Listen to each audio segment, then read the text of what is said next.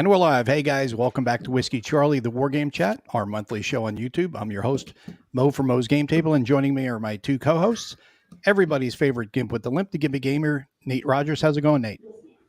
It's another glorious day in the core, man. I'm actually feeling pretty good. Feeling pretty good. With your green a lot of screen stuff going on.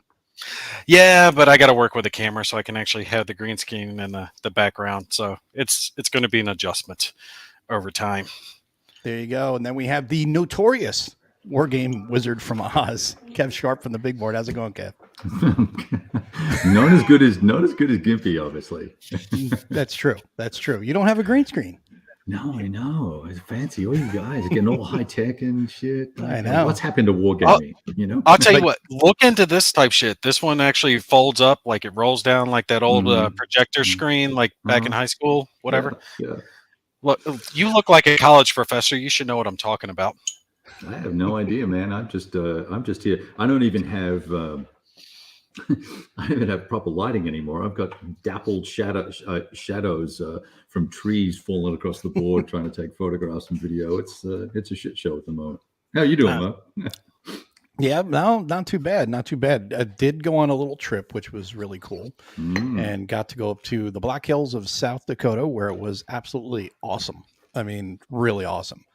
And the people were super nice. The area is gorgeous. Got to see Mount Rushmore, spent some time there, got a bunch of pictures, and then also went up north to Deadwood, excuse me, and got to enjoy the history of that area and visited the Mount like Moriah from the TV Cemetery. show. Yeah, the Deadwood. I went to Mount Moriah Cemetery and paid my respects for Wild Bill and Calamity Jane, as well as Seth Bullock's grave. So it was really cool to see. Nice. And yeah, and we actually stayed at the Bullock Hotel, which was really cool. As Seth Bullock and Saul Starr created that hotel. They built that hotel in 1895, and it's still there. And there are 28 of the original 63 rooms are still there. That's pretty which neat. Was really neat. So I really loved it there. I mean, a lot of things were shut down because we went there after October 1st. We went there like October 3rd or 4th. Right. And everything shuts down at like after Memorial Day or Labor Day. I should say that's when everything shuts down.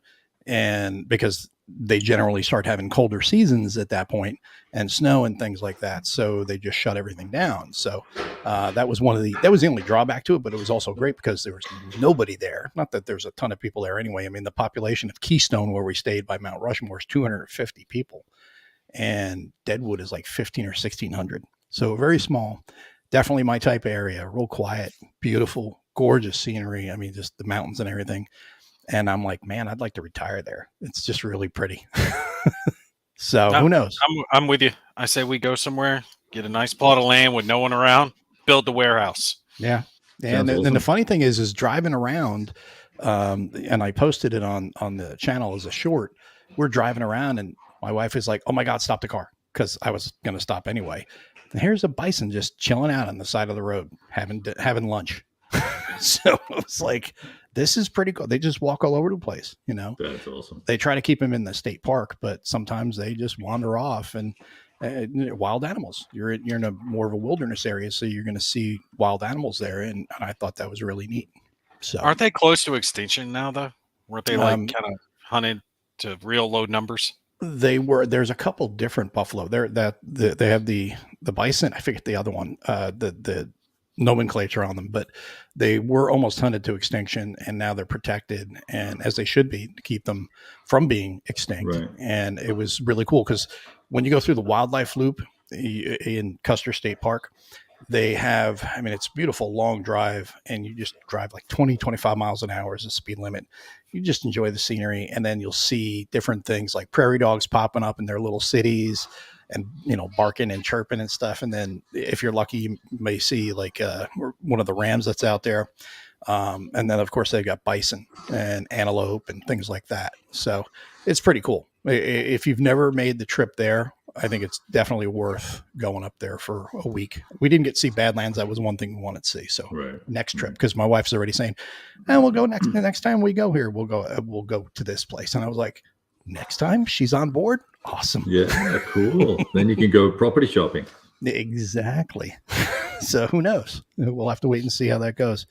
What about you? What have you been up to? I know you've been going through all that stuff with your house. Oh yeah, it's just Bit of a cluster. Construction in 2022 is entertaining, but we're getting away this weekend. I think we're going to go stay with friends for Halloween and get out of town and escape the concrete trucks and the dirt trucks and stuff like that. Nice. Take the kids trick or treating. I won't be doing that. No, they can go trick their own treats elsewhere without me. So yeah. That's what Gimpy will be doing, taking all the kids trick or treating. We've got it down to a science now, though. Got a little cart we pull behind us, a little pedal cart we pedal around everywhere, and that way the kids can fill up their little buckets, dump it in the container, and we can just keep on trucking.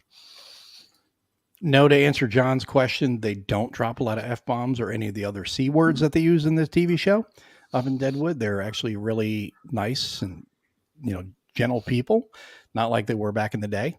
And if they did, it wouldn't faze me in the least. I could swear just as good as they could. It wouldn't bother me because the show didn't bother me either. Exactly. I never watched that one. You never watched Deadwood? Yeah, me either. Oh my God. Oh, I know, like Timothy Oliphant's in it. I really like him as an actor, but I just never got around to watching it. have you ever watched Justified? Yes, love Justified. You love Justified. You love Raylan Givens? Yeah. You need to watch Deadwood because you'll love Seth Bullock. He plays Seth Bullock. And he's like Justified with no limits. Oh, okay. That's cool because I like Yeah. that character. Yeah. I'm on season 5 right now. My wife and I watch one episode a night. That's Oh no, Deadwood. I just will warn you for anybody who has never watched it. If you go to watch it with your wives, just warn them ahead of time. This is pretty heavy language. And you get used to it very quickly, but because the first time I had my wife sit down and watch it, I said, "Here, watch this show."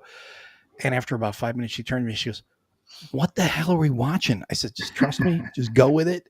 She goes, "The language," and I says, "It's not really that offensive to we're from Jersey. She's married to a Marine. Exactly." I mean, come on. So I said, "Just think it's me." When I'm really pissed off about something, but that's how they talked back then because they talk about that in a lot of the behind the scenes stuff that they found that they did speak that way. They were hard living people in hard times. Mhm. It was a frontier. So Oh yeah. they did not, they were not, soft people, so it was, it's interesting, but it's kind of a mix of, they take history, they fictionalize a lot of pieces of it. They take real people and real situations and they fictionalize it and they turn it. It's basically like, if you like The Sopranos or Goodfellas or something like that, it's kind of like that set in the Old West. And there's some political, issues that go on with them trying to become part of the United States, statehood and stuff. And then of course there's a couple of bad guys. I'm not going to really go into detail on, but they're really good bad guys. And Wild Bill's in it and him and Bullock get along really well until Jack McCall shows up to kill him and he kills him, which is all historical fact. But the fact is that Bullock never met Wild Bill. He was dead before Bullock got there. Yeah. So that is one of the things where they twisted the history to fit the show, but it was fine. It was fine. I was fine with that, but really good, really, really worth, in my opinion, it's worth watching. And then they also, because it was canceled before they completely finished the show, they brought them back for a 2-hour movie. So that wraps up. They come back 10 years later when South Dakota becomes a state. And then they kind of tie up everything, which I thought was pretty cool. Oh, that's pretty cool. Well, it's HBO, right? Yes. All right. Well, I've got HBO for the actual best show ever, Rick and Morty. So I'll be able to watch a little Deadwood now too. Tell me you love Rick and Morty. Rick and Morty, best show ever. Never watched an episode. Never watched it. You Not two a big HBO guy. disgust me. All right, commenters, back me up here. Rick and Morty, best show ever been created. Welcome to Bison Talk. 16 minutes. All right, yeah, let's get to war game stuff. So Tim is correct. Custer State Park is great. And no, it is not. There is one other thing I will mention, which is tied into wargaming. When I was there, I also did go to Crazy Horse, where they're doing the Crazy Horse Monument. similar to Mount Rushmore, and it's really cool. It's not anywhere near finished, but it's really cool.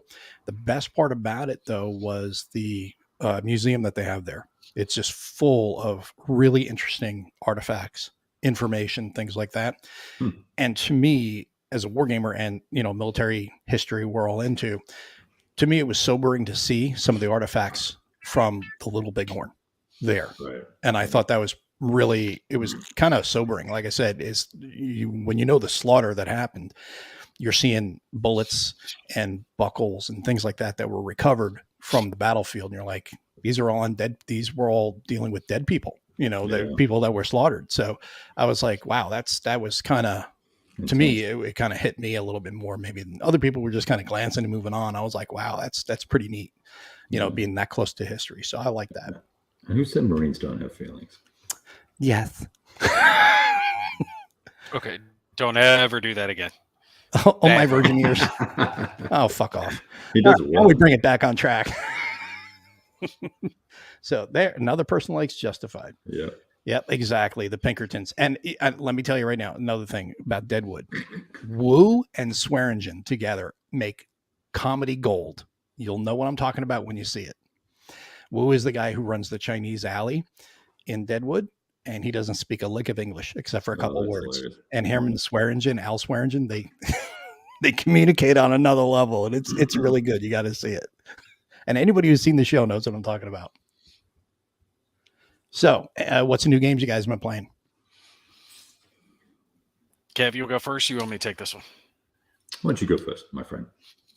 Well, I have absolutely been swamped, but I've actually been able to get ahead and get a lot of videos recorded. I have been smashing some American Tank Ace here recently.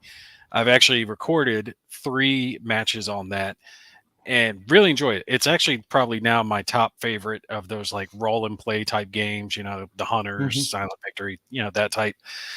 And I really like how this one feels like it's got more choices involved with it, because you've got the battle board. You have to actually worry about getting flanked, what direction you're firing, what type of ammo you're firing. Are you going with machine guns? You're going with HE. Although I have found HE to be a little overpowered in the fact that if you hit it against AT guns or infantry, you're automatically pretty much destroying them with one hit. No, I understand. As you would. Yeah. In my games, though, I got lucky, and almost every shot I was firing, I was rolling good. So it was like hit at medium range. I'm 2d6 hitting like 5 or 6 and under on all of these, and just wiping the map pretty much right off the bat, and not getting a whole lot of the ones. So I think I might have to adjust the rules for that optional rule where you can increase the threat once you start taking out enemies, that they can start targeting you on 1s and 2s instead of just 1s. You know what I'm talking about?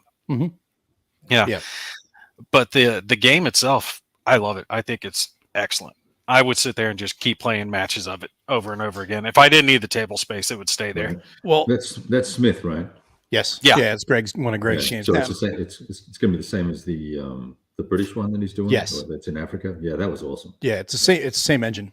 So the thing to remember, though, is when you're shooting at that tank, the other tanks you're just part of a line. You're a part of like a company or platoon or whatever. So that's why they're not shooting at you. And I think a lot of people, not a lot, but there are some people that overlook that or forget that. Why haven't they shot at me? I just shot at this other guy. Why didn't they shoot? Because they're getting shot at by somebody else over there. It's just, you're part of the overall big picture. So I did make a mistake early on in the first couple of matches and misplayed how suppression worked, and was taking away the action for enemy infantry. So instead of just suppressing them and still letting them attack, I just wasn't letting them attack. Mm-hmm. So I didn't realize that until the third match. But I think it's quicker playing, actually, than the other ones. You don't have like this huge feel. It feels like you are in just that small bit of the battlefield, just your piece that you have to worry about. That way you can get a game done in half an hour. And then if you do have a follow-on mission, say you do the attack and they counterattack you, which I actually had happen, you can play through the whole thing in an hour, and it doesn't feel like you're getting bogged down into it. You know what I mean? You can get more and more game out of it. So it's really definitely one of my favorites. Nice. And the wait till you have to, you're talking about decisions. Wait till you start missing, or you have HE loaded and you're facing a tank and you're like, damn it. All I'm going to do is piss him off. Right. So I got to reload AP. And then you have to decide, do I back up? Do I move forward? Do I go hull down? Do not always, when you get a chance, it's worth, to me, it's worth one of the commands to go hull down, because that's what I make did. sure you do that. Yeah. Now, here's the question, though, because I didn't understand exactly how this would work. And I made a ruling on it where I would adjust it for myself. But I had a situation pop up where I had an AT gun at B and infantry at A, and it was a defend mission. So the infantry were supposed to move up, but AT guns don't move. So if the infantry try to close the range, but the AT gun's not closing the range and I'm backing up, well, the infantry is technically following me. So in that circumstance, you can have a situation where technically the infantry could be at close range while the AT gun was supposed to be at long range. So I made a ruling on that where I would put a marker next to the AT gun to signify the fact that if I fire at it or it fires at me, this is going to count at long range, but the infantry can fire at short range. Or you just give him a -1 that he's targeted you already. So you give him the -1 that you get when you shoot at them. That'd be another way too. So you could drop their negative, you can give them a -1 die modifier to try to assist them trying to get you if you want to get hit, or get a greater chance of getting hit. For the infantry, not for the AT gun, you mean? For the AT gun. No, because the AT gun should be firing at long range, not close range. But so they should be getting a penalty, not a bonus. Yeah, but being that they've shot at you already and you want to try to make it somewhat easier, it's like being that you've moved, they know where you're at. They're not trying to seek you out anymore. You can give them a -1, which will knock down that long range penalty a little bit if you wanted to. But depends. I mean, how much you want to house rule. I think we're on separate pages because, all right, at like long range, you need to have a 2d6 roll of 2 to 5 to hit, right? But at close range, you need 2 to 7. Right, it adjusts. Yeah. Well, the thing is that's what I was saying. The infantry were moving up, but the AT gun doesn't move. He can't move. Yeah. Exactly. You have a situation where some of the enemy forces are supposed to be closing the range, and some of the enemy forces are staying where they're at. So, which range do you go with? Do you leave the range where it's at, or do you close the range and leave it where it was? Yeah. Give the bonus to the AT. That's kind of what you got a house rule. I don't think that got play tested quite enough to adjust for situations that could arise. Yeah. It's only very specifically defense missions with AT guns. If you don't have that happen, it's not really an issue. Well, you should post that question to Greg and let him answer it. Yeah. See if it may get put into the errata. So, Greg, you here? Is he here tonight? No, he's not here. What the hell's he doing? What could be more important? So John is going to make the long trek from the Philippines to Compass Games Expo. Awesome. That's pretty impressive. I thought. Are you going to go, Kev? No, that's next month. I don't think so. I don't think I can do any travel. Okay. It's getting complicated here with houses and construction and work and stuff. Yeah. ATA is definitely worth playing. I think you'll enjoy it, John. Yeah, it's worth getting. Absolutely. Fango got what I was saying. You use the long range, but you add the -1 that they've already seen you. Just like when you shoot it. Oh, I get what you're saying now. Yeah. Okay, that makes sense.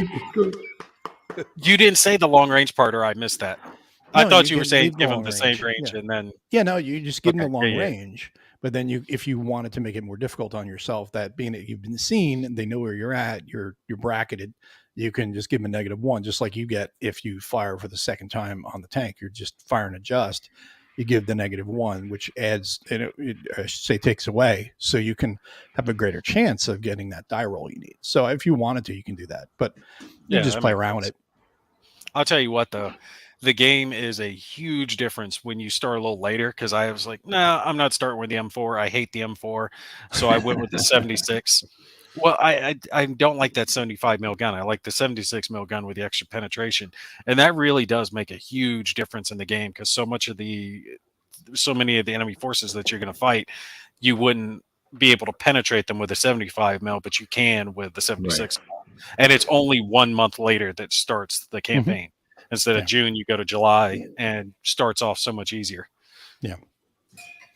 It is cool, but I think the other thing that's neat about it is you get to experience how terrible tanks are in the bocage, how hard it is for tanks in a bocage. Now you look at it from both aspects.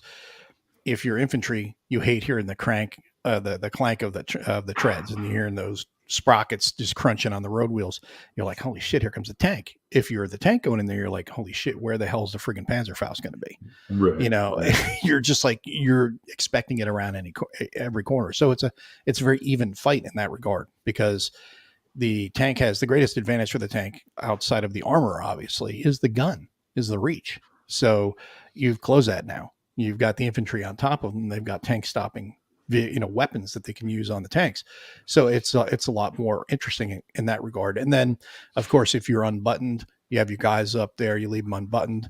One of them get wounded, they can get forced down and be buttoned, and that makes it more difficult to hit. So there's a lot of that's what I liked about it. He simplified tank combat, but still allowed the complexity of tank combat in an easy way. Right. You The know, tactics of it. the tactics of it. Yes, that's why always go hold down if you get the chance. Always go hold down. It will save you. Well, if anyone hasn't played it yet, you like it, you're interested in that type, it is absolutely 100% worth getting. It's definitely one of my top favorites now in the solitary games. Like I said, easy to play. The rules aren't difficult. I know we're talking about a little bit of finagling with the rules, but it's very specific circumstances. For the most part, the game just flows freely. You can pop from match to match to match. Like I said, if I just sat there and played it without worrying about filming and lighting and shit like that, I could get 4, 5, 6 missions done in an evening, easy, 2-3 hours. It doesn't take long at all to blast through them. So what you're saying is filming a playthrough is not as easy as everybody thinks. That says, why don't you just film a playthrough and put it on YouTube? Yeah. It'll only take you a half hour. Yeah, exactly. Setting up shots, getting the lighting, getting the audio, and then, downloading it to your computer and then editing it. And it's like 6, 7, 8 hours later, you got a 30-minute video up. Those who can't critique. Yes, that's true. Fun. That's fun. But while I'm at it, though, the other thing that I'm going to be putting up soon is I tried one that I've always wanted to try, never got a chance to, and that is Gary Grigsby's War in the East 2. PC game? What, Kevin? The PC game? Yeah. So I've never got a chance to try it. They were nice enough to send me a code for it, and I decided to do a blind playthrough of it. Didn't read the rules, didn't do anything. I was like, I'm just going to sit with it and see how much of my understanding of war games can translate over to this.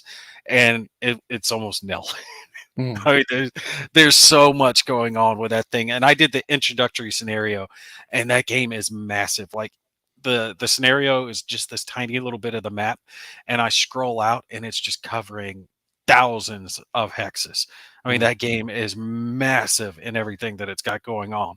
Now, in the first turn, I tried to attack a couple of times and just got ruffle stomped. So I have no clue what the hell I'm doing wrong. But it's like, it shows the stats on how many men you're losing. I lost something like 8,000, and they lost like 400. So whatever I'm doing isn't working very well. But it's a fun game. It's huge, massive, covers everything. You have to worry about supplies, logistics. The thing that I like is that it can automate certain tasks for you, like Air Force, right? So the introductory scenario is set that way to where the air reinforcement, supply, reconnaissance is all being automated. Nice. Hello, puppy. But yes, I haven't put that one up yet. I will have that up in a couple of days when I finish the editing on it. But I'm going to do a couple of playthrough series and just kind of learn how I go and let people comment on it. And just It's a lifestyle. It's a lifestyle game. It really is. Yeah. It's not small by any means. Yeah. It's like Command Modern Operations. Right, exactly. Isn't that the one that has like the 3D graphics down in the corner as you're doing like combat? No, that's all 2D. That's all just basically, it's like looking at it from it's like Harpoon in a way. Yeah, you're looking like at it from that ray view, trace type screen and stuff like that. It's pretty cool. Yeah. I think I actually was touching on that when I was talking about Slytherin's Twitch event. I think they got an update coming out for that game as well. Yeah. So what about you, Kev? What have you been up to? Well, I think when did we last talk? Well, it was a month ago, right? About a month, so, yeah. Let's see. So I finished up that North Africa campaign with SCS. I was playing that on basketball with a buddy of mine. We've been at that for like 4 months or 6 months or something like that. So that was awesome fun. Pretty historical, although Rommel had taken Tobruk, but he wasn't going anywhere, and I didn't have the capacity to make him go anywhere. So we kind of agreed that the last 4 turns or 5 turns that were left, nothing was really going to change, because I said I wasn't attacking and he said he wasn't going to attack. So we were like, yeah, you bleed yourself dry. No, you go ahead. But that was awesome. I think that's probably I would say it's number 1 or number 2 North Africa game at the moment. Anyway, it's really, really cool game. Nice. And then I played another MMP game. I did a solo thing of Screaming Eagles in Holland with the TCS system. Just did a little scenario of that. That was cool. And I'm just looking here. I'm just looking at some of the pictures I posted, trying to work out what games they are. Most Fearful Sacrifice. I got a scenario of that done. And that was obviously excellent, which immediately led me to go and buy that new. Oh no, I can't remember the name of it. I can't see it from here either. The latest Lutman game. Volters or the no in that big giant Gettysburg game? Champions Hill, I think it's called. Oh, Champions Hill. Okay. Yeah, I just played that and got a lock and load scenario in. Got 2 of the Long Road in. I played 2 of those. That's been cool. And I played, I think, one other game. What did I do?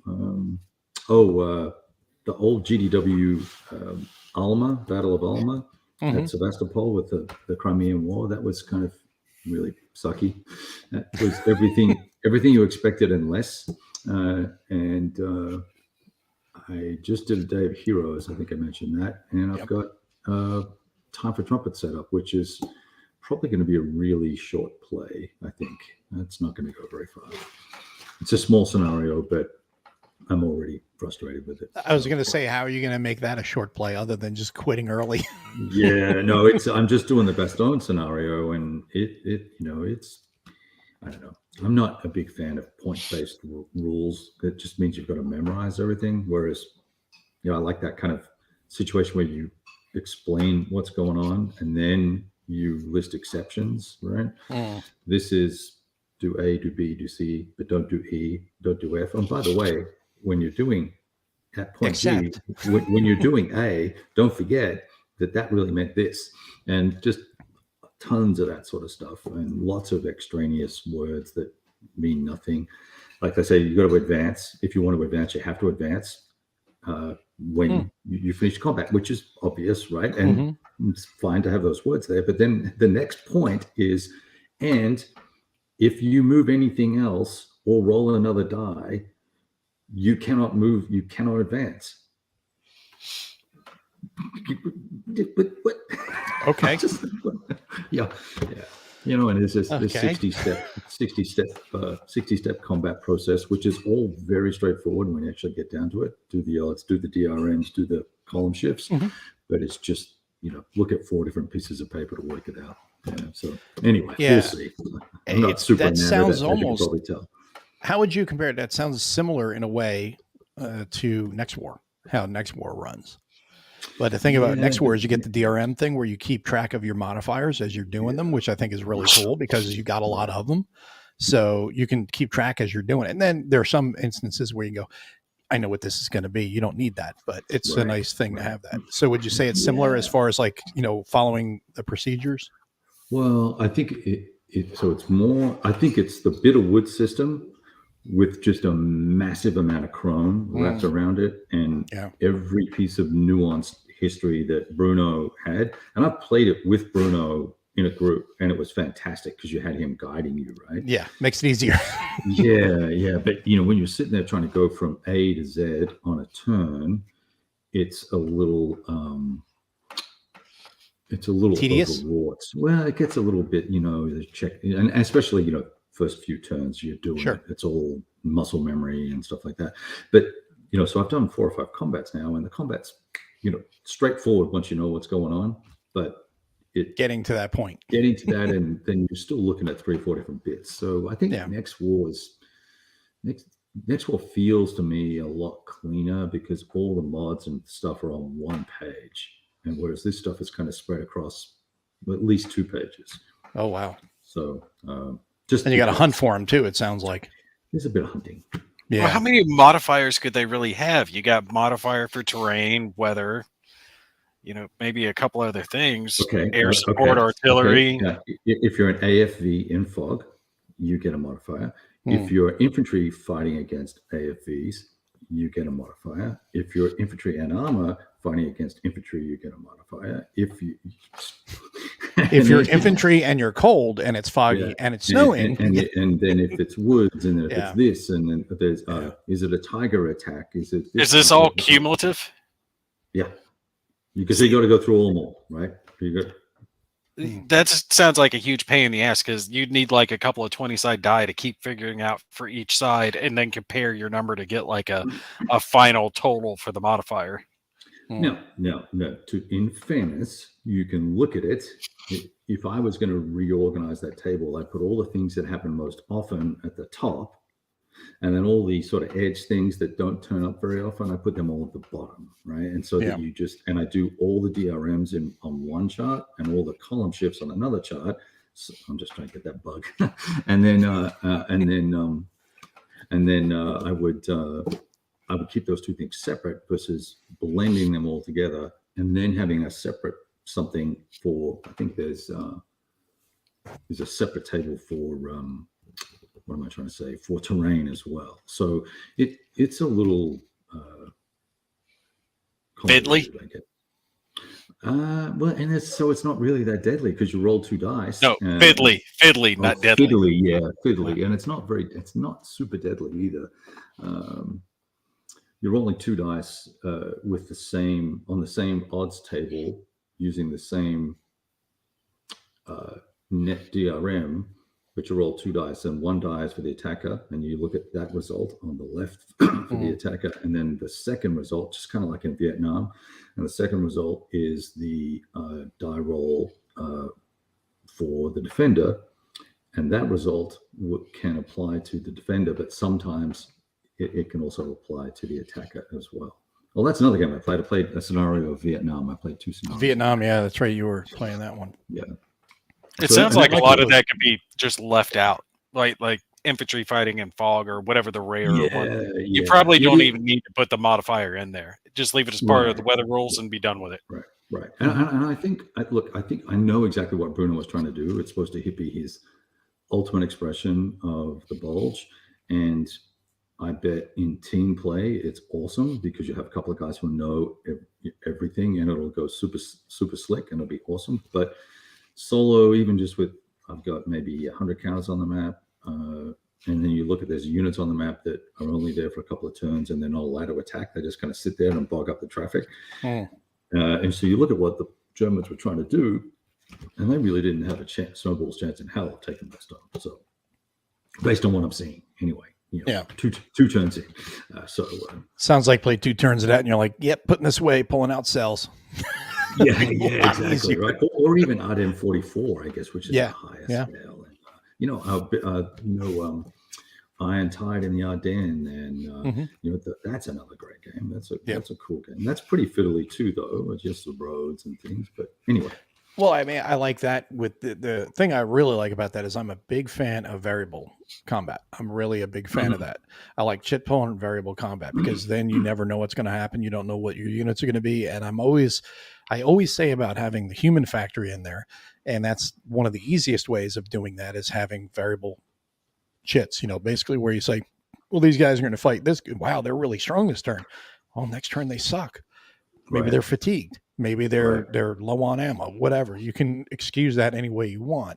Or, if these guys fought really well, wow, I'm surprised they fought really well. Maybe they're pissed off at getting beat up on. So or they're desperate and they're in fear. So they fight, more tenacious. I like that idea. And it always keeps you guessing.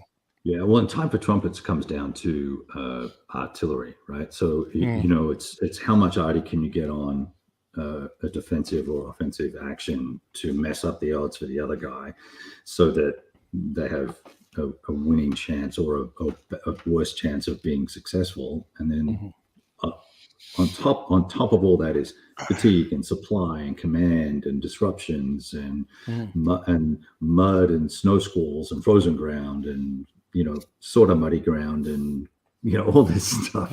You're like, that's a lot. Yeah. So if you're really into the bulge, I think that would be awesome, because Totally. you're vested Totally. into that. So that Yeah. sounds like it would be really interesting, Yeah. but still So- a bear to do solo. Yeah, and there's a lot of like the opening, the 16th of the first turn, 16, 17, 18. He's got all this fantastic historical stuff about, these guys went this way, but they could have gone that way, roll a die, and these guys kind of almost ran into each other, but they didn't, roll a die, and don't move these guys until this time, but then when you do move them, don't move them further than this. And so there's, like, if you want true granular historical fidelity, that's your Huckleberry. But if you don't, then I would play, and you want the big monster game, I'd play Wacht am Rhein or the the Last Blitzkrieg from MMP, something like that, right? Yeah. Interesting. Didn't the game, what's it called? The Atlantic Wall, isn't that the same system? There's Wacht am Rhein, yeah.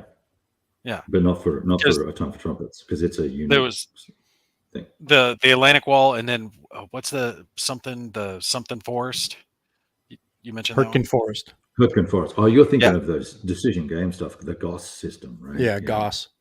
Yeah. Is that what I'm thinking of? Yeah, I was thinking of the older SBI Wacht am Rhein.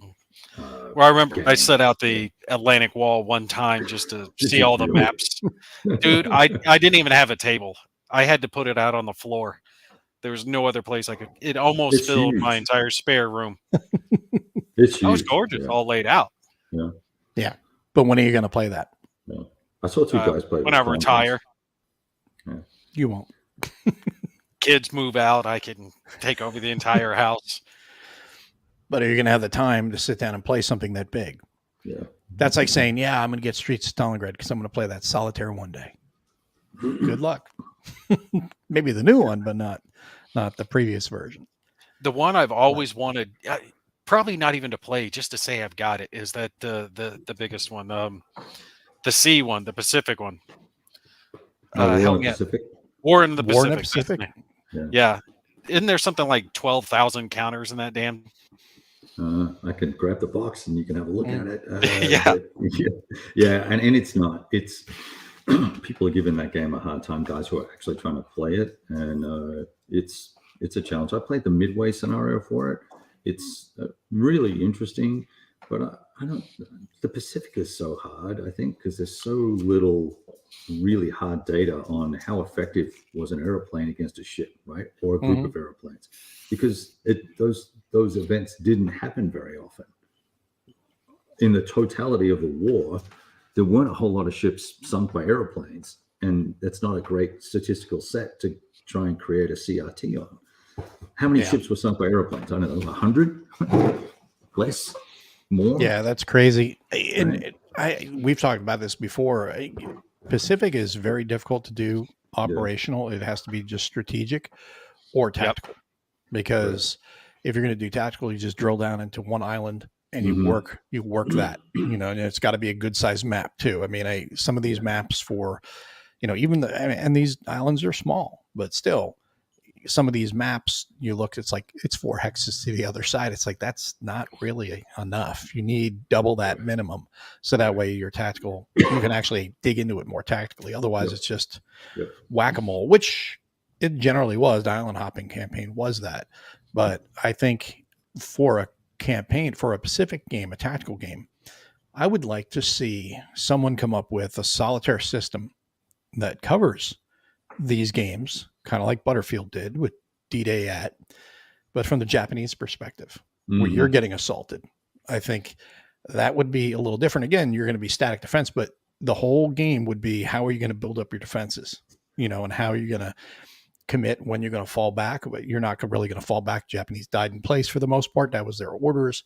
But still, I think it would be interesting to look at it from that perspective, because all we ever see is from the U.S. perspective, just assaulting. I think it would be neat to see it from a defensive perspective. The best perspective. Yeah, well, you've got that doctrinal issue too, right? Where you've got Yes. the Japanese style of fighting that's Take 10 with you before you go. yeah. You know? So Yeah. so I don't, I guess the question would be, would that be interesting / fun, and then does it make for a good game, and can you make a solo AI for That would be the hard part. the USMC to do its thing, right? Yeah. Yeah, you That can would do be it. the difficult thing. But it would be difficult. It would be hard, because remember what John did with the fire dots, which is a really great way of doing it with cards and fire dots for where the concentration of fire is based on the movement across the islands. And I think that was really neat. But what would you do could you translate that in an offensive way, not just defensive?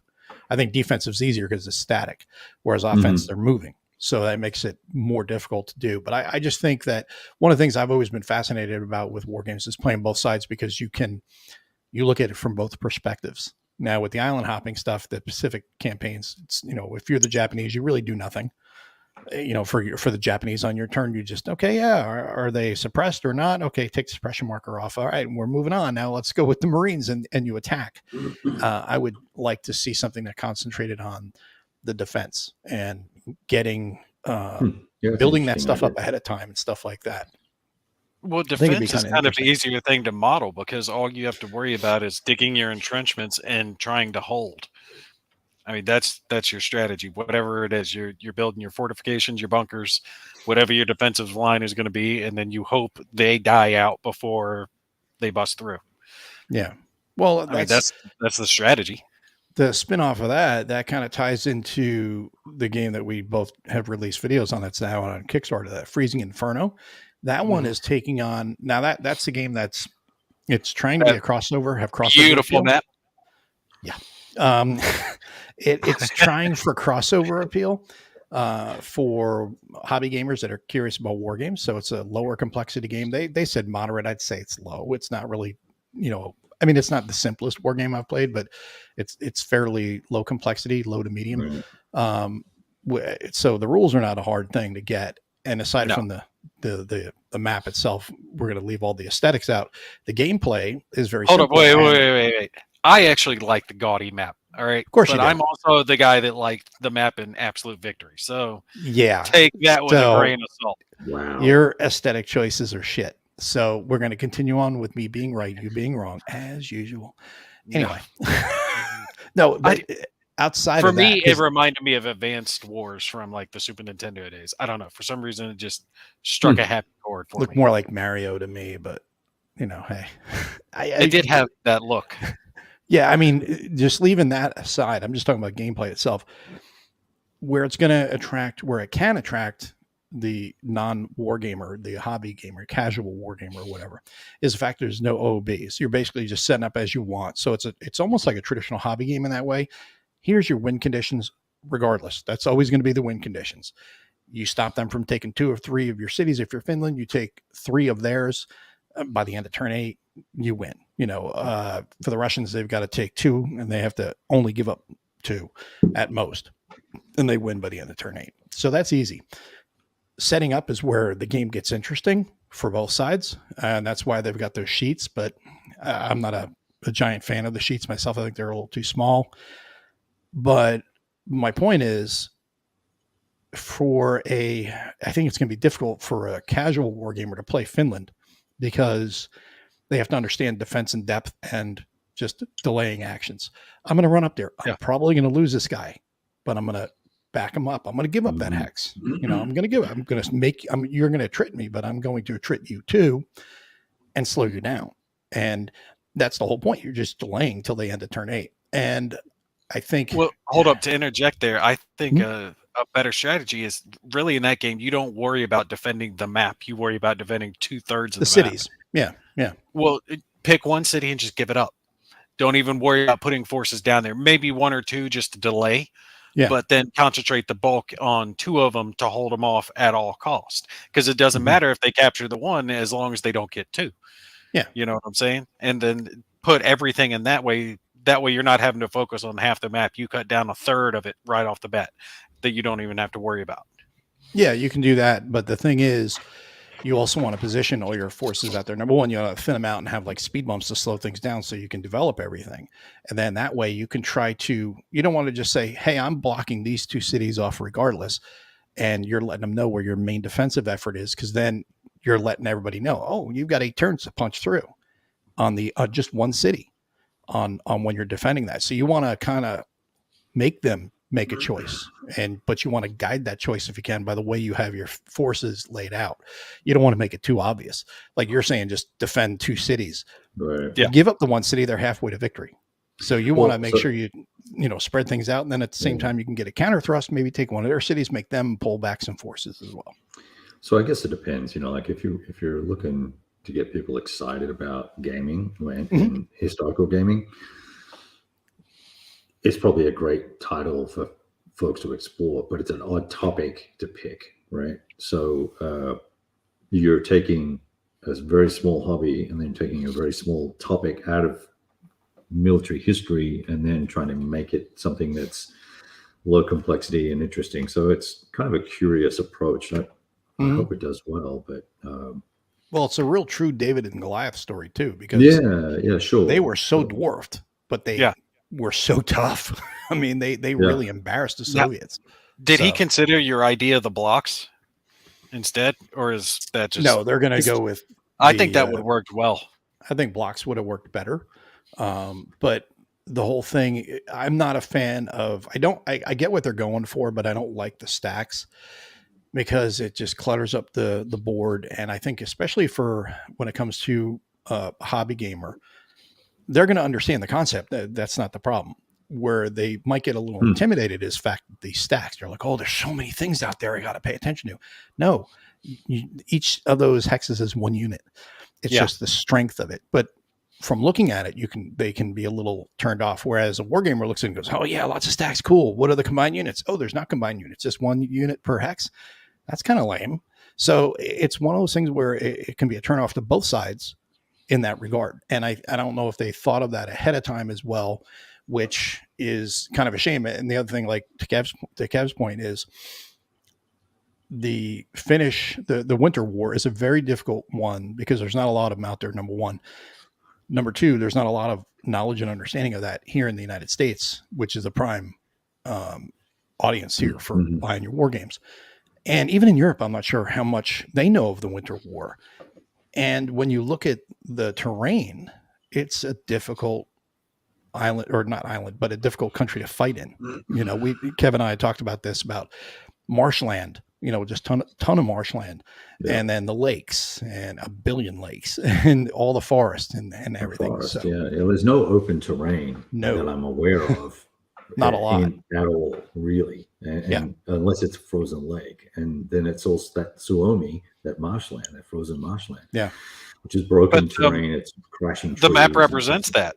Yeah, it does. It does. But it doesn't get the marshes. Sorry, not trying to interrupt you. No, it doesn't get the marshes. Yeah. Yeah. It really does. If you look, like the whole map is just channels through forests, lakes, frozen lakes, whatever, depending on the weather that you have. But it represents exactly what you're talking about. So is every hex that has some trees in it a forest hex, or is that a partially clear hex, or is it a clear hex? Are there no, it's hexes? There's no like partially forested hex. It's either forest, clear, frozen lake, and I think that's it. Or mountain. Is there a mountain in that? No, yes, there are up north. Up north. Okay. Yeah. Yes, I would figure the Finns would know about it because it should be a pretty storied piece of their history. Well, I think they're trying to push the minis, not the counters per se. Yeah, and that's something that is a disappointment to me, the way they're handling that in the Kickstarter. I had thought they were going to actually offer miniatures. They're offering STL files. They have to remember. Oh, they're not even doing that? No, they're offering STLs. And it's like, not everybody has 3D printers. They're not that widely. Really? They're not as wide as they may think. So what they should do, if they're going to go that route, is they should offer, I'm going to start charging them consulting fees for this. If they want to do the STL things, fine. The files, they should also hook up with somebody that can print them out for a fee, and that way, if you want the miniatures, here's our partner. And can't. It's too costly to produce them that way. the resin that's used in those type of printers, because you can never do it on an FDM printer, right? The cheaper PLA plastic, it wouldn't work for minis of that size. Yeah. So you have to use the resin, which is ungodly fragile compared to regular Very. miniatures. So the amount that you would have to print, there's going to be some with defects, right? So those are just scratched right off the bat. And then the ones that get broken, dropped, cracked in shipping, that would have to be replaced. And the cost of that resin, even if they were getting it in bulk, would be cost ineffective for a game like this. So give the people the files is the absolute best choice. If they combined with someone, it would cost them a lot of money to try to print those out. But why do it, right? Why do it? Why not use blocks? Right? Yes. Some great graphics on it. Then that to me sounds like now you're, unfortunately, what happened to the chap that was trying to do that innovative game with the minis that had the funky shaped hexes of two different sizes? What was it called? Iron Thunder. Iron Thunder. Yes, yeah. So I don't think he did his. He made his number. I don't know if he made his number or not. Right. Okay. No, so not. we didn't. It's not going to fund. Yeah. Right. I didn't think so. Right. So Chiswick Games as well. Chiswick. Yeah. Yeah. So he made a commitment. He's either all in at the right scale as well with those minis versus you're doing this hex encounter. What is it? 5 kilometers a hex or whatever, and it's a hex encounter game. But you hit some files that you can go print some minis for. That just sounds kind of goofy to me. Yeah, like off. It's too much. There's too much to print because you'd have to print it for both sides, use 2 different colors or paint them, and it's more work than I would do. I've had some board games that had a handful of STL files, but I had to print 5 minis. Okay, cool. That's no problem. But if I have to print 100, that's expensive. That resin is actually relatively costly. It's about $30, I think, a bottle. Damn. And you would need at least let's see, for those, probably 2 bottles to print all of them, just guesstimating depending on the size of the minis. So you got to think the cost alone, you're at minimum adding $50 to the cost. So no, that's too much. I wouldn't do that. Yeah. I mean, he sent me a message the other day or something asking me to offer some opinions and do something. And I said, I really don't have very much to say. I told Mo everything that I thought. Yeah. Did you fix the map? And I never heard back from him. So yeah. Well, I mean, the map was number 1, and the map is better than it was. It's not exactly 100% where I'd like it to be, but it was better than it was. But gameplay wise itself, for what it's shooting for that audience, it's not bad. Right. For wargamers, that your standard wargamer, it's going to be something that you'd get if you want to play with your friend who's not a wargamer or your kid. Sure. It's not super challenging to play, and if you like sandbox setups, you might like it, but without the historicity there of the OOBs and the units and the cohesiveness there, it's just like, it's trying to be too many different things to too many different people, too many different audiences, and it's not focused on either being a really cool abstract game with a nice theme that's light and easy and approachable, and it's priced right. Instead, it's trying to do minis, and it's doing this, and it's got the goofy art, and it's got the wargamey feel, but it's not. It's none of those things. Whereas if you want to play a war game about that war, you go get old GMT's Arctic Storm, right? Kind of horrid map art, but fantastic game, highly underrated. Or you go buy Red Winter if you Red Winter is the one, if that one ever comes out. Great tactical level, dealing with one of the biggest issues around that lake. I forget what it's called now, but what starts with a T, whatever, that thing. Or you go hog deep and do Frozen Hell from TCS, which is also a very, very good game with some modification. Yeah. All right, let me ask you this. And one, Tim, yes, it is. The game itself, they have sent that prototype copy around to everybody. Now, he's done what I think publishers should do, and that's to reach out to a whole lot of people, right? Get the word out there. But I'm almost wondering if he got the word too much out there, right? Because, he already told me, he's like, I'll send you a copy when it gets produced. And I know that's going to cost him a little bit. And he's sent it around to every reviewer that I know and some that I don't know. I'm almost wondering if he went too big as far as passing it around. You know what I mean? Yeah. Well, no such thing as bad advertising, right? I don't know. Oh, they've advertised. I think it's fine. Wargame group out there. He hit the ground running and he got it out and everyone heard about it. There's a limit though, but there's a limit. After a that's while, what I'm wondering. It's diminishing returns. Turn people off. Well, not just diminishing returns.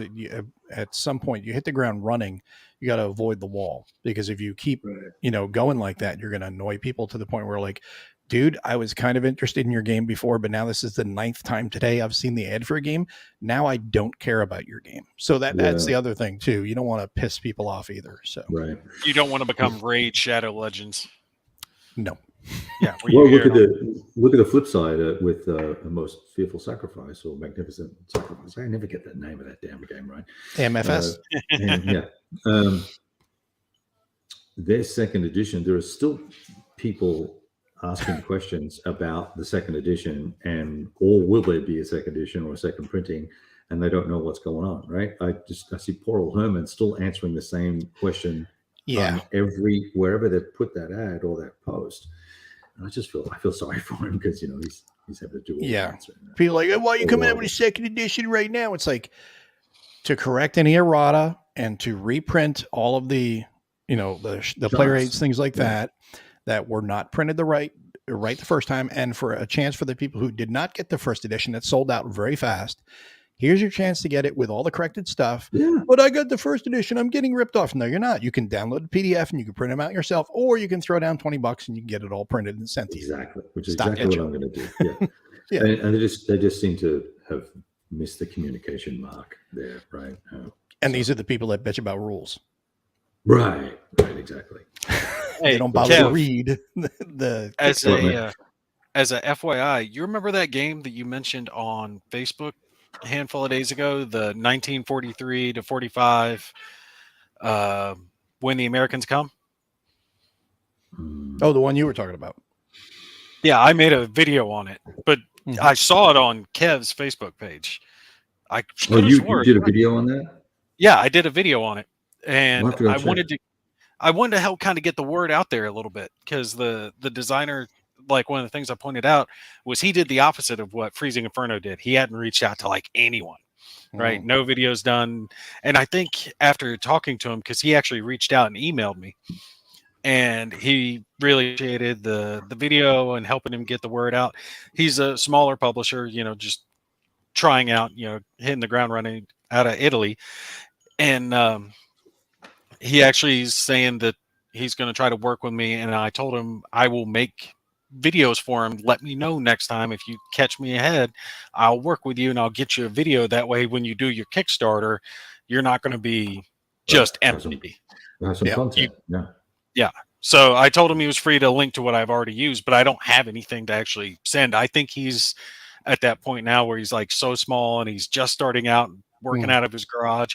One of the things that I chuckled about was that it actually says on the Kickstarter that if you're in X and X location, you can actually come pick it up from my house, not have to pay shipping. That's awesome. I loved it. I was like, no, that's a publisher right there. He's like, come on by, have a beer, pick up your game. We're good to go. But that's great. I want to say games. Yeah. And I wouldn't have known about the game had I not seen it from Kev. So he appreciates the extra coverage, and it does look like he's going to fund. So he should be good to go. Cool. Well, yeah. Well, so I need to go check it out then. I will. So you enjoyed it then, I guess, is what you're saying. Well, it's a nice looking game. I like the map. I think the map for it's very nice, although you guys should check it out. It would actually behoove you. You would like this map. It's not. I was going to say, if you like the map, that doesn't say much. It's not like that. But I like the vote is wargame. Does it have nice colored dice? It's got the blocks, right? It's got the blocks, and you have to worry about upgrading your forces, right? Your blocks represent basic forces, and then you can turn them into tanks or aircraft, and you get bonuses for having combined arms. And it's in the Northern Africa, Sicily area type stuff. Nice. But it's only $30, right? So for a game that has a nice mounted map, wooden blocks, dice, cards, and all that stuff for $30, and I mean, it's not complex or chromy by any means, but there's plenty of space for smaller beer and pretzels type games, and it looks nice. I think it's going to be enjoyable when it releases. So yeah, That you sounds guys good. check it out. 1943 to 1945, When the Americans Come. It's on Kickstarter now. Yeah, it Very sounds cool. sounds like it's more involved than Freezing Inferno, which doesn't have those items in there. Well, Freezing Inferno has its own stuff. It does. Right? I mean, I'm not knocking the game. I'm just saying that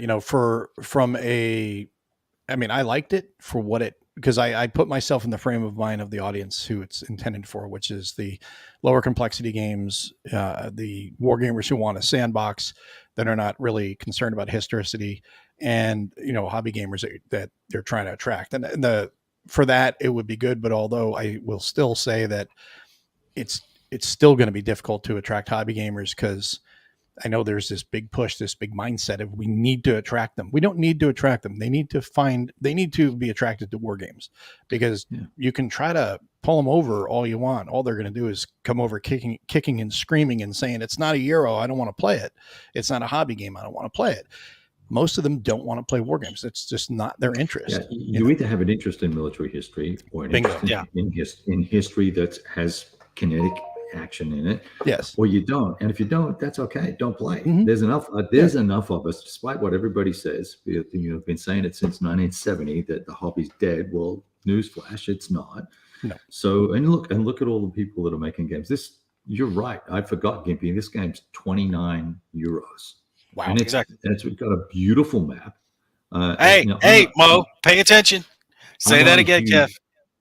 Sorry, it's an okay map, and it's not, and it's point to point, right? So it's not my favorite, but it's a classy point to point, right? It's not one of those horrid GMT style things with the bright orange squares slapped across a beautiful map, right? It's a really nice looking game, right? And it's a classic block thing where you roll a 5 or a 6 to kick a step, right? So, and you got the victory point locations that you go for. Every location isn't key, just the ones with the stars or the victory point areas. What is that? It's a great comment. I'm using a different camera. I'm trying something different. And now it's lagging. He's trying to be like Dan Pancaldi with the green screen behind him. Yes, I put up the green screen. Well, my neighbors complained because the light was so bright, so I put that up too to help kind of block the light. Tell them to pull down the shutters or whatever. Right.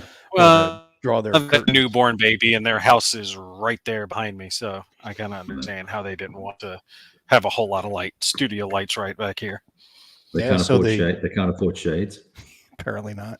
No, they got shades up. Look, you guys know how it is when a woman gives birth and she's right after and she's had the baby. She's a little touchy. I understand. My wife was the same way, so I don't mind trying to accommodate the neighbors a little bit to keep them happy. I have to live next to these people. I got to be polite, especially since I almost killed them one time when I shot at them. I accidentally shot at him and you didn't hit him? You're not... Dude, I was using a bow and arrow, and the arrow hit the top of my target and flung over the fence and landed point down in their yard. And they had just gone inside. I had to send them a message saying, "I'm very sorry, but can I have my arrow back? And I promise it'll never go back there again." You're like a 4-year-old with a toy. You're an idiot. They laughed about it though, so I was happy about that. Yeah, it's a laugh about it because no one was back there. They could have got hit by it. But that would have killed someone. So I felt very bad. So the news on Corson Pocket 2. I do not know anything, Mo. Yeah, I have some news. Do you have news? Well, no, that was the news that I think you're going to share too. Is that it's ready to go? Yeah. So I think he's sick again, but I believe that, and I think we're waiting. I think Jack Rady is waiting to make some formal announcement until the money is actually being sent to China to do the print run. But apparently it's close that they're going to actually be printing the games pretty soon. So that's what I heard. It's not verified from Tibbets, but I know there's been lots of drama around him. A being sick, and B, folks have issues from way back in the day, which I know nothing about. But it'll be a good game when it's all done. Kind of tempted, but not tempted enough. Yeah, I mean, it's a big game, and it's kind of a, well, it's not really that expensive for what you get. There's a lot there, and it's a small run, so it's like Fabrizio's games and stuff. So take that into account. It all comes down to what you're willing to spend. You got to be interested in it, right? I think, So I'm curious, what was this one that Jeff was talking about here? You're saying he asked me to look at it too. I had to watch my unboxing and Gim's review. I'm not sure which game he's talking about there. Is it Freezing Inferno? I think that's the Freezing Inferno thing. Yeah. Okay. Yeah, Freezing Inferno is what he's talking about. Okay. None of the small guys will approach me because they know there's a better than 50-50 chance that I won't like it. Because you're a notorious asshole. Notorious AAS or AAS. I liked it. I think that's going to be fun to play. I like. I think it's going to be fun to play, but with the right mindset. You got to go into these things. It's like that Battle of the Alma that I played, the GDW thing. I thought it was a terrible game, but for when it was made and all the rest of it, it was okay. But you got to put it all into context. And I have much higher standards. Like with the Time for Trumpets, I have much higher standards and expectations of that than I do of some other monster that came out 40 years ago that, we just didn't know stuff back then, and we didn't have the ideas we have. So, well, that's the thing too, is fair enough. When people are talking about all of these, wanting to bring over people into war games, and war games, like any other industry, like any other hobby, is always in flux. I think there is going to be more of a lean towards faster playing games than there are longer playing games. The chromed out ones, although the chromed out ones are always going to get the attention, and they're still going to sell because people are going to say, I will play that one day, and it'll still sit on their shelf for 12 or 15 years. Maybe get pulled down once, ogled at, and I'm going to play it at a con. Maybe they do play it at a con once, but it'll just sit there and won't get played. Whereas that game that you can play in an hour, 2 hours will be the perfect one that you can play more often, especially if it's a one mapper, So I don't think shorter games have to be dumbed down either. No, just keep the scope smaller. That's all. Yeah. You can have really fun games, just faster playing and smaller scope. They're saying about if your neighbor complains, tell them to stop looking. So they're printing 800 copies. So they are going to print more than their original. So that's going to be interesting too. Okay, that's cool. See, where was that posted, Jeff? Was that on the East Facebook forum? No, it was on Facebook. Is that Freezing Inferno he's talking about? No, Course in Pocket too. Oh, okay, that's cool. I was going to say, I haven't really seen anything today. I could see him needing 200 copies for all the reviews he had passed around.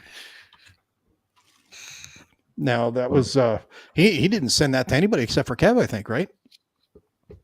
No, he sent it to. He made 5 copies, I think, and Stuka Joe got one. I think he did an interview and he walked through an example of play. I played it and posted about it. Then he did 2 other copies to 2 guys who were going to write something and post it, and I don't know what happened to any of that. So, I think only Stuka Joe and I posted any video content, and I did, 8 or 10 blog posts on it as well.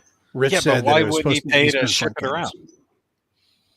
Well, dude, so they made what I would call full production copies, 5 of them, right? And I think that cost a pretty penny, number one, because it's a big game, right? And there's quite a few errors that were fixed, but I don't think they had the budget to do any more, and they were only ever going to do 500. So it was kind of a catch as catch can, and they're not going to do a Kickstarter or any of that. So, you do what you can do, right? It'd be like Fabrizio saying, "Oh, I'm going to send 10 copies flying around." Yeah, that would be tough. That's $5,000 probably. Yeah, $3,000. I mean, the shipping isn't that much, and it's less than the cost of a prototype copy. So if you have 3, 4, or 5 prototype copies made, you can send that around to 15 guys and get more publicity out Yeah, of but it.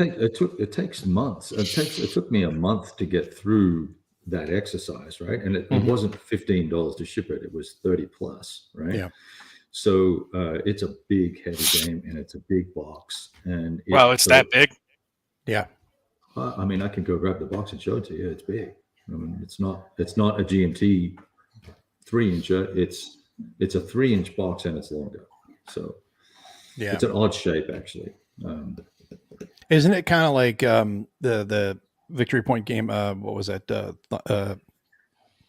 Gimpy's favorite, Thunder. From the East. Thunder and East. Thank you. It's Isn't not it that like big. that? Hang on a second. Okay. Okay. It's not. It's But it's like that shape, a rectangular. Let me get it. Go get it. Yeah, go get it.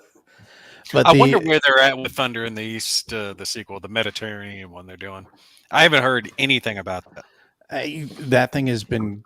I think it's gone out of a lot of people's minds. Yeah, Who Alan reached out who to wants the me a best? long time ago. It's like 2 years ago. He Ooh. reached out. Nice. So Oh wow, that is a nice copy too. That looks similar to Fabrizio's, like that box size. Yeah, it's about that size, right? Hmm. And it doesn't have all the information on the back, of course, but How are the rules now? Have they been adjusted, corrected? there's some things fixed for sure. And then I don't, Jack's approach to rules and my approach to rules consumption are just two different things, and we agreed to disagree that you just can't say refer to rule 2.1, which is don't be a jackass type of thing, which is literally what it says. Don't be gaming, right? But the rule, there's 2 full color rule books. They're not full color inside, they're black and white. Yeah. But then there's a whole bunch of these situation maps by that's how you set up, right? So it's you've got to have a zone of control and everything. There were some errors on those I found for them. There's this groovy little turn chart that has all the weather on it, historical weather, another setup thing. Then there's a bunch of maps in here. I think there's either 3 or 4 maps. But then you've got all these things for each formation, right? Nice. And there's a bunch of them. That's every army or corps has its own thing, and it's a lot of content. Everybody type in your hashtag town hall for Kevin's game. Who do what? You don't get the reference?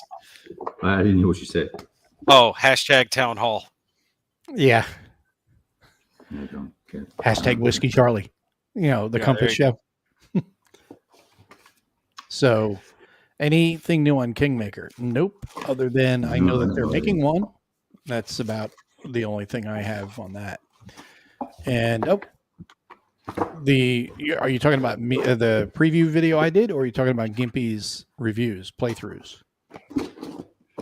Because he did the review through. Yeah, I did. What are you doing right now? Total videos. Are you petting your dog?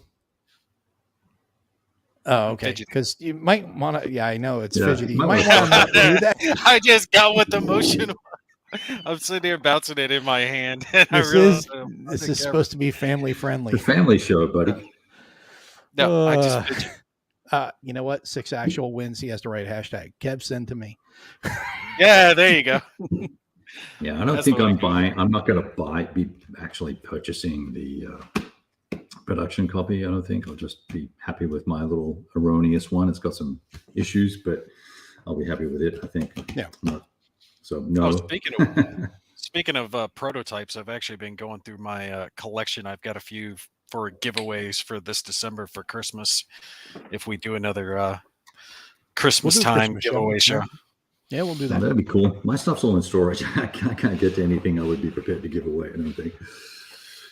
Just give away the storage locker. Good to go. Exactly. The time for trumpets. Yeah. So it was actually you, Gimpy, on the videos. Thank you. Right here, Appreciate this one. That was a lot of videos. I kind of felt like I owed it to Mark Walker for sending me the game, though. Yes. And speaking of Mark Walker, for those who are here, we have a special episode of Whiskey Charlie this Thursday evening, 7 p.m. Central. And we're going to be playing The Long Road, a 3-player scenario that Mark has built just for us to do a live play online. So it'll be just like last time when Kevin, I, and Mark were playing, and he was given the background and explaining rules and stuff. We'll be doing the same thing. So if you're interested in The Long Road, you will check that out. And this will be supernatural. There will be supernatural aspects to it, because I know some people have bitched about supernatural having vampires and werewolves and stuff in a World War III game, but that's the reason to get the game. Yeah. Exactly. But keep in mind that there are 2 games in one box. Essentially, you're getting plenty of scenarios, and there's actually, with the expansion, it's just the straight up war game scenario. So you've got your own war game, the World War III war game itself, and then you have a separate campaign, which is the World War III with the supernatural added to it, which I think is really cool to have best of both worlds in that regard. Yep. And I just recently played 2 scenarios and I've been enjoying.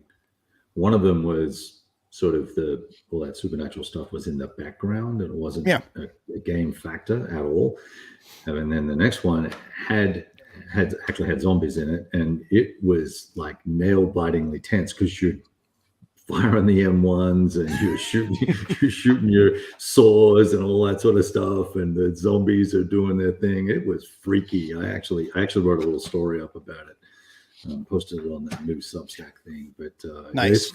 It's fun. Yeah, isn't the game similar to Armageddon War though? So if you didn't want the supernatural, you would just get like Armageddon War. No, it's basically the Sticks and Stones, which expanded out to be the Platoon Commander Deluxe. It's that essentially system with now the supernatural rolled in, and of course modern platforms in there, and a couple other little changes. I'm sure that'd be a great question to ask Mark on Thursday, but it's essentially, if you played any of the Platoon Commander games, whether it was with Tiny Battle or with the Flying Pig, like Kursk, the Platoon Commander Deluxe, it's the same type of system. Yeah. It's a little different in Armageddon War, because that has custom die and everything else. Yeah. I tell you what, now that I've played 3, 4, 5 times, it's a faster setup, faster play game. I am really, it's even faster to play than the original World at War, right? From back in the day, and clean and way cleaner. Now the new World at War 85, of course, a totally different system and different approach, but 2 very good systems. I think they both do a great job. Who's going to be the lucky fellows to get the $5 copy of A Most Fearful Sacrifice? I'm going to shoot for that, but there's 2 of them. 2 copies. There's 2. So, and yes, Skimpy had to do 1 video for each pound that the game weighs. Yeah. That one is a heavy game with those big ass mounted maps, and then all the counters, cards, and everything put together, and the crappy ass dice that can't roll anything but 1s. Yeah. And Jester is saying that Mark's going to be on the War Room on November 5th, and he will be on Thursday night, which apparently you were not listening when I said about Thursday night's episode, 7 Central. But that's same time as always. Same time, same bat channel. And conventions in the coming months. Well, I could not get Kev to join at Compass Expo, despite the fact that he did say he was going, then he backed out. I'd love to, dude. But Nate can't make the trip. So the one I'll be going to is Compass Expo next month in a few weeks up in Connecticut. And that'll probably be it until springtime, when CSW Dallas says. That's the 15th, right? Isn't that the week? The week of the 15th? The 11th? Well, it's what do you call it? Veterans Weekend. So it's going to be the 9th through the 13th or 14th, something like that. Yeah, I don't think the missus will let me out of town. 9th to the 14th. Well, technically the 14th is a Monday, so you stay till Monday if you wanted to. But sure. So that'll be. I'd go if I could, man. I'd love to be able to make it. I just can't swing it on this one. So always keeps coming up. So hopefully next year, maybe to WBC or the con, something. I don't know. I want to go to something. It's been a while. So they want to know, are you sporting where is it here? Minnesota North Stars polo. No. It does look like a North Stars polo, but it's not exactly. It's Navy. And yes, it is the Marine Corps birthday. So that is the first full day I'll be there. I'll be there late Wednesday night. So that's just the way the flights are flying out. They're not till like after 6. I won't get there till like, I think 10 o'clock or 11 o'clock East Coast time. So by the time I get to the hotel and everything, it'll be like, there'll be some people there, but most of the people are going to be showing up on Thursday. Man, I'll tell you what, I actually miss the Marine Corps balls. The mandatory fun drunk evenings that we would have. Not going to touch that. Good thing I wasn't. Yeah, good thing I wasn't taking a drink at that time. No, I know what you meant. The mandatory party.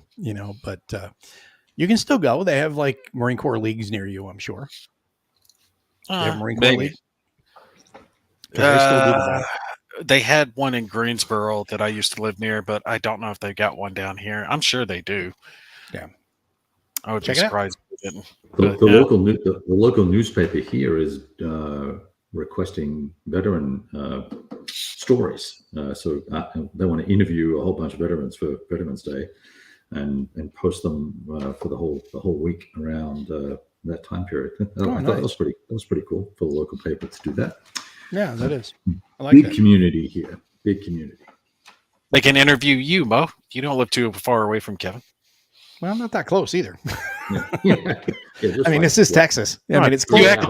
It's close in Texas, standards, but it's not that close. But it's like what, 3 hours? 2.5, 3 hours? I'd say it's 3 hours. Yeah. So about 3 hours away, which in Texas is close. But for other states, that's like a state or two away for some states. So you can make it a day trip. This is true. But I think that's cool that they're doing that. But Compass Expo will be next month, and that'll be it for the year. And then I think the only other conventions that are going on is going to be the SD Hist, or now they're calling it Summit, I think is what they're calling it, in San Diego. That's Harold Buchanan's. And then there's nothing until the World War III Con, which is very tempting, but that's also in January, February, I think, out in Seattle. What's the World War III Con? That's right before. What's the one in Seattle? It's the week before that one in Seattle. The February one. Yeah. Okay. Yeah. Game on. Yeah. Game on. So you could not prior to pay me to go to Seattle. I don't care what convention they would have in there. I would never go to Seattle. Yeah, I'm not going to it anymore. I'm not going to put my money in that today. Well, the World War III, the theme of the convention is definitely something I would love to go to. Unfortunately, it's not central in the United States. I would love it. It was somewhere in the middle part of the country. You could do it. You could do it at Mitch's con that he runs.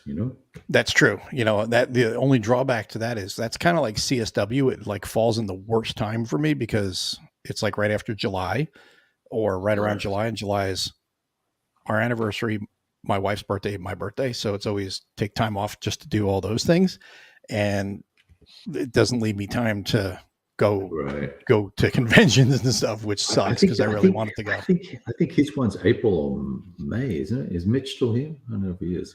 I think Mitch was here. That one wasn't that August or June. I think it was August. I think it's April, May. I forget. I went. So I don't know when it is, but it's not the next July, WarCon. History on the Table. Game On World War III is in Bellevue. Oh, he's being technical here. Mid to late April. I like that. But they're both pretty bad, Tip. What was the other one though? History on the Table. They had that one. I'm talking the about KC Con. That small other group from the podcast. Yes. Donkey. They have a con. Yeah. That was in August. Historic KC Fest. That's it. Yes. That's the one you were talking about, right? Yeah, that was the one. That's the next WarCon.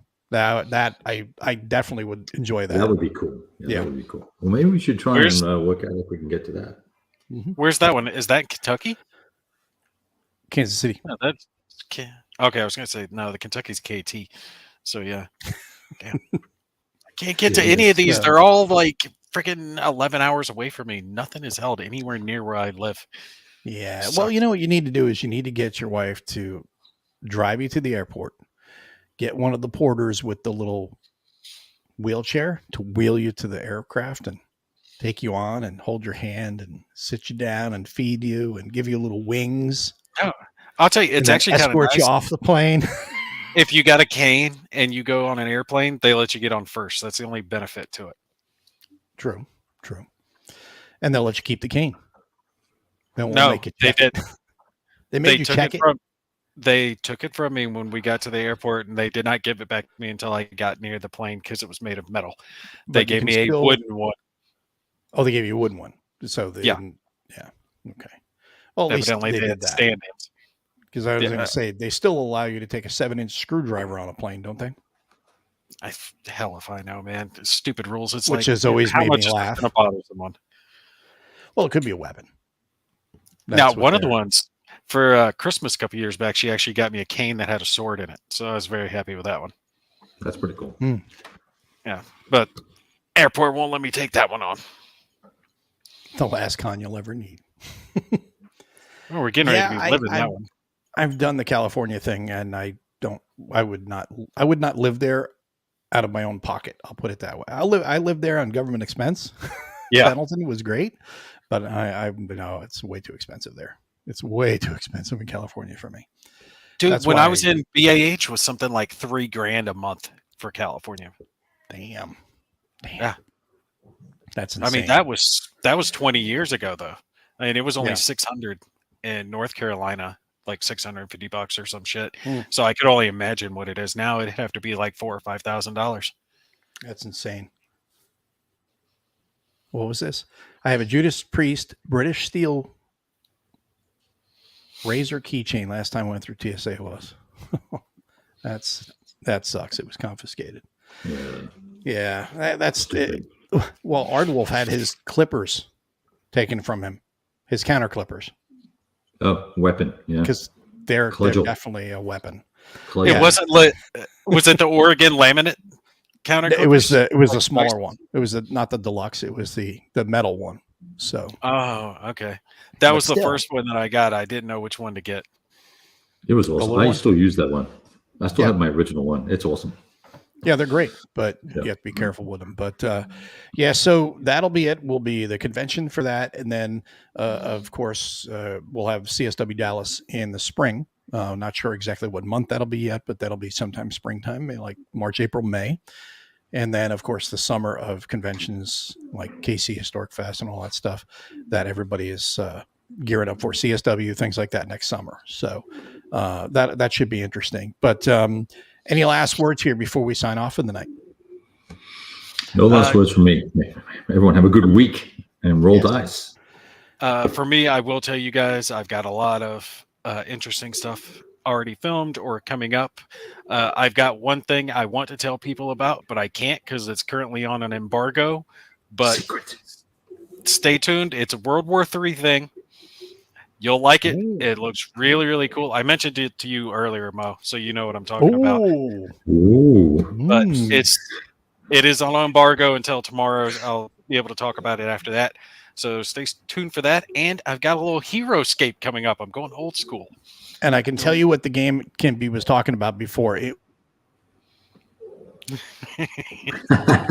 Oh, damn it. It was muted. Oh, well, that was your one chance. That's funny. That's So- funny. Yeah. Anyway, like I said, Thursday night, 7:00, we'll be back here for The Long Road, where it's going to be called An Ounce of Prevention. There will be 3 sides to it because it's going to be 3-player. There's also going to be some zombies, some vampires, and a whole lot of fun and a lot of shooting. So definitely come check it out if you've not seen The Long Road played. You know, Kev and I had done that, and Kev was smoking me as I was trying to get across with the Soviets. It was so bad it was funny. And Yes. so I think this one will be a little bit more of a potpourri of mayhem, where we're all going to kind of just get into this Yeah. cauldron and just, you know, slap the shit out of things, which I think is It's going gonna to be be a awesome. lot of fun. It's gonna be awesome. So come check it out on Thursday night. If you've not seen The Long Road, if you've been curious about it, definitely watch that, and you'll get to see it played with Kev and me and Nate and Mark Walker. So that's it for tonight, everybody. Thank you guys for tuning in, and we will see you on Thursday night. Have a good night, everyone.